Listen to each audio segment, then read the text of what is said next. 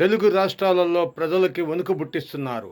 RTC, APSRTC, అటు టీఎస్ఆర్ఆర్టీసీ కూడా ₹1000 ఉన్న టికెట్‌ని 1500 చేసేసింది.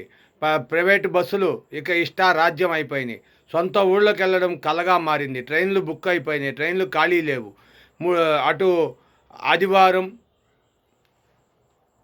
ఒక పక్క అక్టోబర్ 2 గాంధీ జయంతి, మొదటి వారం గాంధీ జయంతి, మూడో తారీఖు నుండి దసరా స్టార్ట్ అవడంతో స్కూళ్ళకి సెలవులు, ఉద్యోగస్తులు సెలవులు పెట్టుకొని తన సొంత ఇళ్ళకి వెళ్ళటానికి ప్రయత్నం చేస్తుంటే దోచుకుంటున్నారు. ఒక అదుపు లేదు. ప్రభుత్వం ఏం చేస్తుంది? ఎందుకు పట్టించుకోదు ఈ దోపిడీ దొంగల్ని? ప్రైవేటు దోచుకుంటుంది.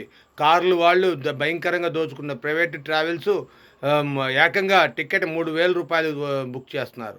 అలాంటి పరిస్థితుల్లో సొంత ఊళ్ళు వెళ్ళే కంట ఏ ఊళ్ళో వాళ్ళు ఆ ఊళ్ళో ఎక్కడున్నోళ్ళు అక్కడే ఉంటే మేలేమో అన్నట్టుగా ఉంది. మరి వెంటనే ఏపీ ట్రాన్స్పోర్ట్ వాళ్ళు, అలాగే తెలంగాణ ట్రాన్స్పోర్ట్ వాళ్ళు ఇమ్మీడియట్లీగా దానిపైన చర్య తీసుకోవాలి. చంద్రబాబు నాయుడు కానీ అటు రేవంత్ రెడ్డి కానీ చర్యలు తీసుకొని ఈ దోపిడీని అరికట్టాలని ప్రజలు తెలియజేస్తున్నారు. Thank you for watching our channel, your channel.